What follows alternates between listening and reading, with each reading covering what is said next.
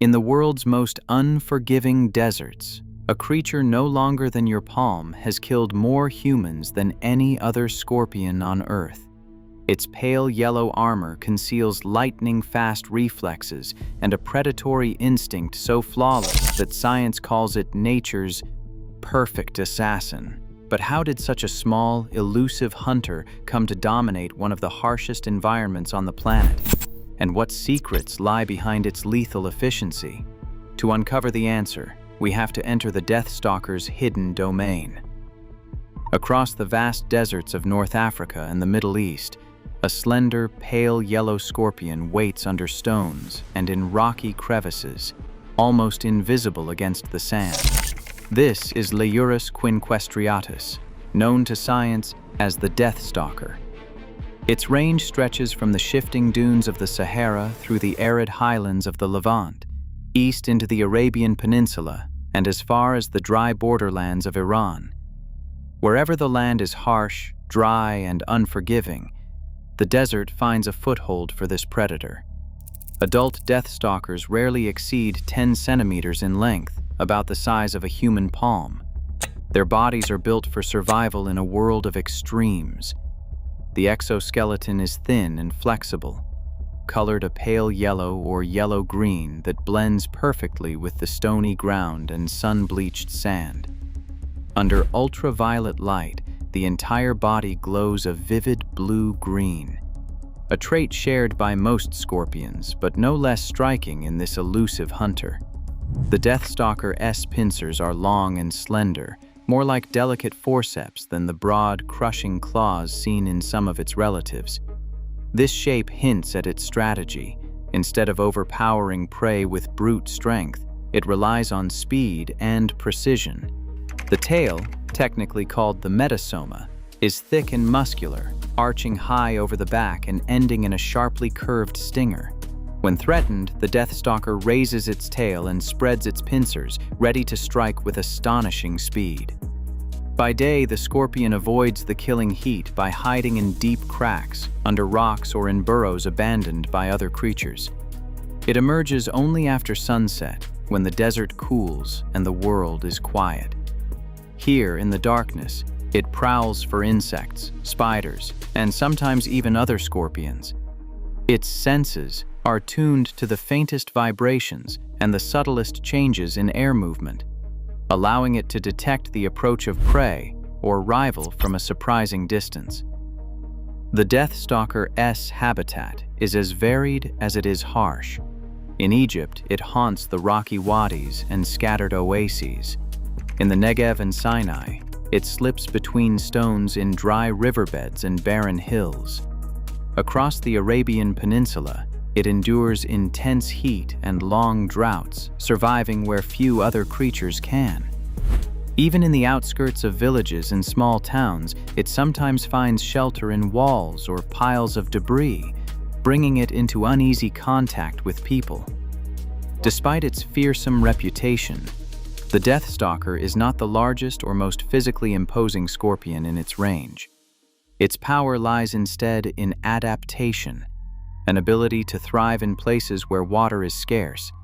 Temperatures swing wildly between day and night, and every shadow hides a potential threat. Over millions of years, it has become a master of its environment, perfectly matched to the desert's rhythms and dangers.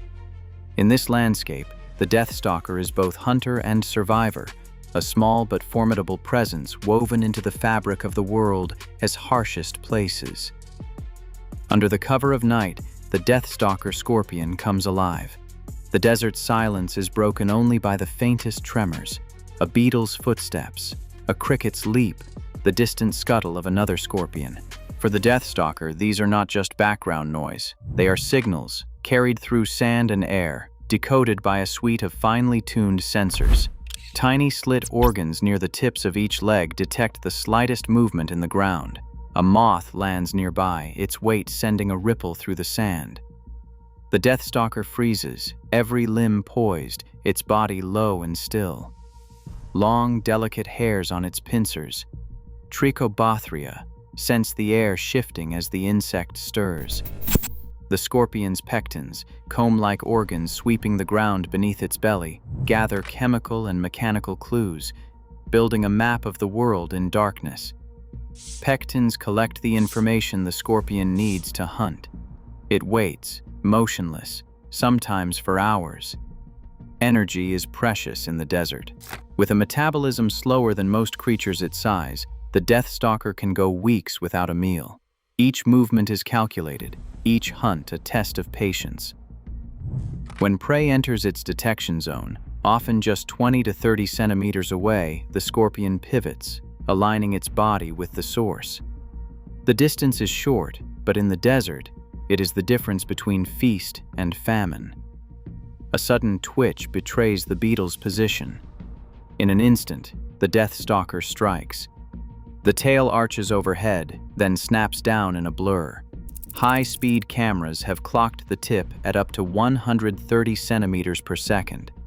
The stinger finds its mark with uncanny precision, usually targeting the softer joints or underside of the prey.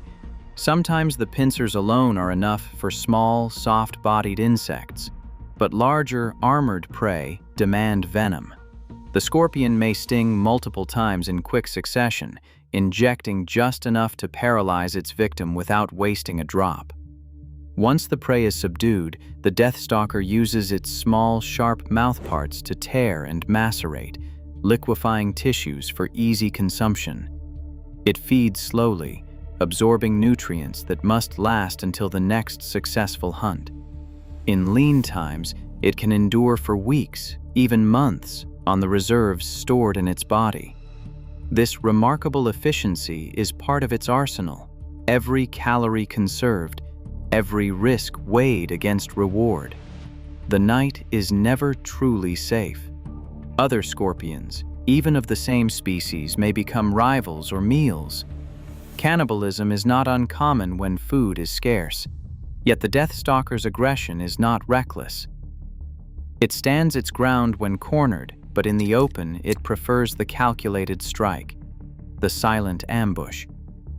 Each hunt is a balance between hunger and survival, patience and explosive power. In the darkness, the Deathstalker is both shadow and assassin, guided by senses that turn the invisible into opportunity. Venom, for the Deathstalker, is more than a weapon. It is a chemical masterpiece, engineered over millions of years. Inside each droplet lies a complex blend of short proteins and peptides, each with a specific target in the body of its victim. The star among them is chlorotoxin, a 36 amino acid peptide that disrupts the very foundation of nerve cell function. When the scorpion stings, chlorotoxin binds to chloride channels on the surface of nerve cells and blocks the normal flow of ions. This blockade destabilizes the delicate balance of electrical signals, causing a buildup of ions inside the cell. Nerve impulses misfire, muscles spasm, and in severe cases the victim slips into paralysis. But chlorotoxin is only part of the story. The venom's full arsenal includes sodium and potassium channel toxins, each working in concert to overwhelm the nervous system.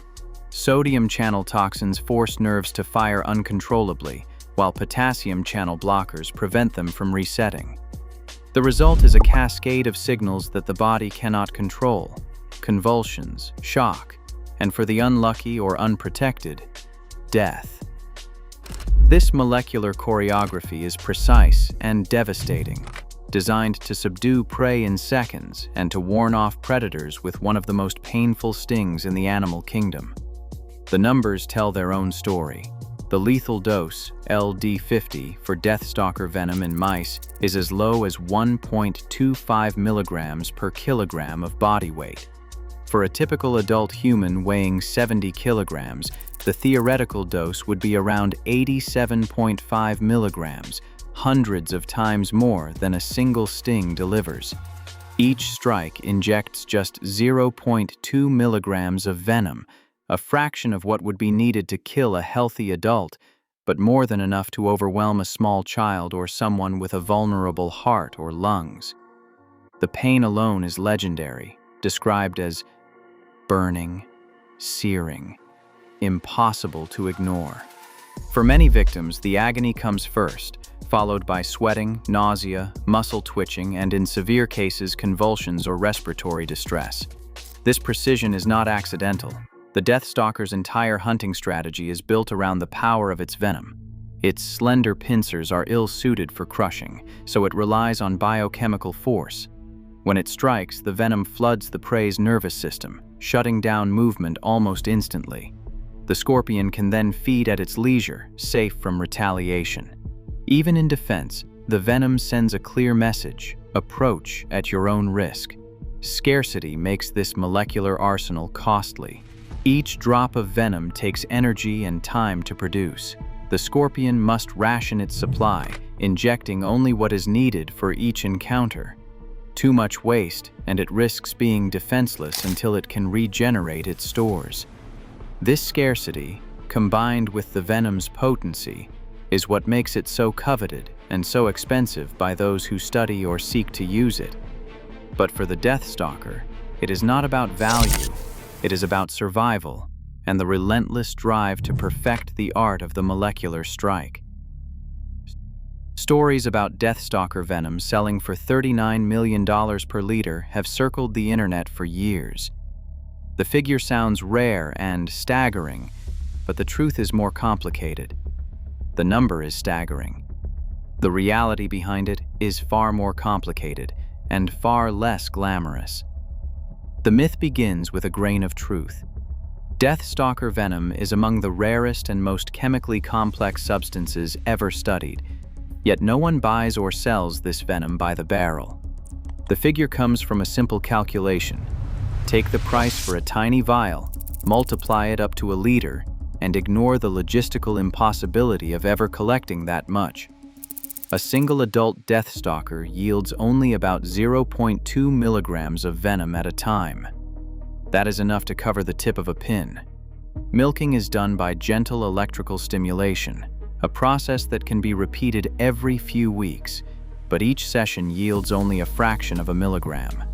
To accumulate a single gram of venom, 1/1000th of a liter, would require thousands of extractions and years of careful animal husbandry. To reach a full liter, you would need millions of milkings, a feat no lab or collector has attempted. The price per milligram climbs because of scarcity, the labor involved, and the safety precautions required for handling one of the world's most dangerous scorpions. But even if you could gather enough raw venom, the real value is not in the liquid itself. Most of what makes Deathstalker venom so precious is a single molecule: chlorotoxin. This peptide of 36 amino acids makes up only a small fraction of the total venom. Isolating it from natural venom is painstaking, involving multiple rounds of purification to separate it from dozens of other peptides and proteins. The cost of a few milligrams of purified chlorotoxin can reach hundreds or even thousands of dollars, depending on the supplier and the level of purity required for research. That is where the million-dollar math comes from, a high retail price for a small amount multiplied until the numbers lose meaning. The real breakthrough came when scientists learned to make chlorotoxin in the laboratory. Using solid-phase peptide synthesis and recombinant DNA technology, researchers can now build the chlorotoxin molecule step by step without ever touching a live scorpion. Synthetic chlorotoxin is chemically identical to the natural version, and it can be produced in quantities large enough for medical research and clinical trials. At scale, the cost drops dramatically, making new uses feasible. Behind the headlines, the story is one of scientific ingenuity rather than raw scarcity. Deathstalker venom is no longer a commodity measured by the liter, but a source of molecular inspiration. Its most valuable ingredient is now made not in the desert, but in the controlled environment of the laboratory, proof that nature's most dangerous weapons can be transformed into tools for healing once the barriers of rarity and extraction are overcome. A Deathstalker scorpion, when confronted, does not retreat. Instead, it stands its ground, tail arched and pincers spread, ready to strike at anything that dares approach. This defensive aggression is not just bravado. It is the result of countless generations shaped by threats on all sides. In the deserts of North Africa and the Middle East, predators like birds, lizards, small mammals, and even rival scorpions share the landscape. While few animals willingly take on a venomous scorpion, some have developed a degree of tolerance, allowing them to risk a meal that would kill most creatures. Yet the Deathstalker's venom remains a formidable barrier, its blend of neurotoxins tuned to overwhelm the nervous systems of both prey and would-be attackers. The evolutionary contest between scorpion and predator is ongoing. In some desert food webs, animals that hunt venomous arthropods evolve subtle changes in their nerve channels, blunting the effects of toxins. Meanwhile, the scorpion's own chemistry grows ever more specialized, targeting the vulnerabilities of its enemies and rivals. The result is a delicate balance, enough potency to deter most threats, enough precision to subdue prey, and enough resilience to survive in a hostile world. Even among scorpions, the Deathstalker stands out for its willingness to fight rather than flee, a trait that has made it both feared and respected in its range. For people living in these regions, the scorpion's aggression poses a real risk. In rural villages and towns, accidental encounters can lead to painful and sometimes life-threatening stings. Children are especially vulnerable, and before the advent of modern medicine, deaths were not uncommon.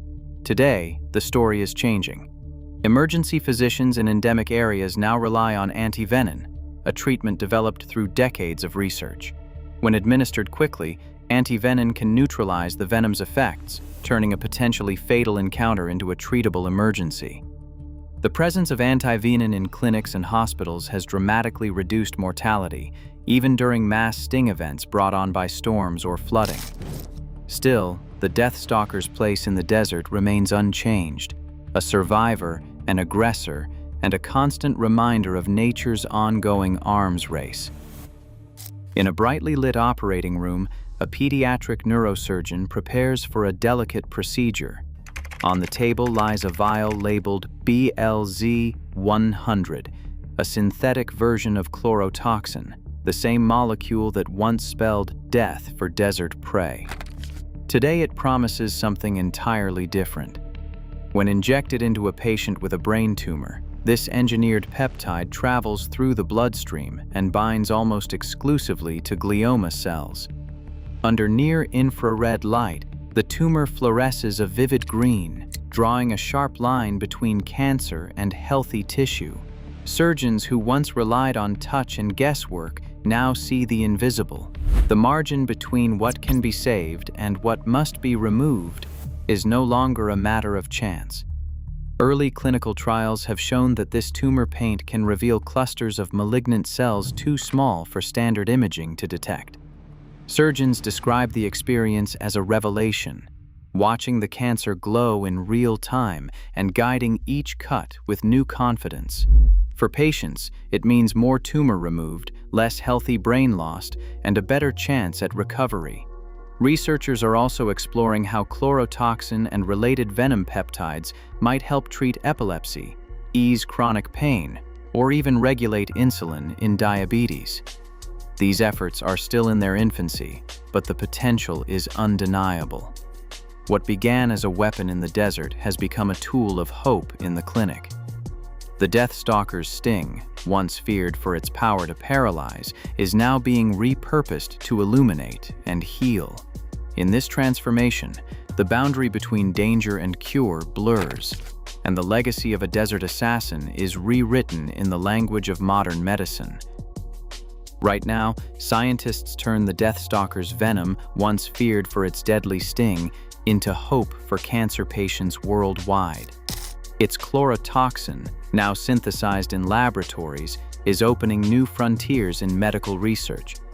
Nature's most dangerous creations can become our greatest innovations. The next life-saving breakthrough may already be hiding in the sand. What possibilities do you see in nature's most unlikely secrets?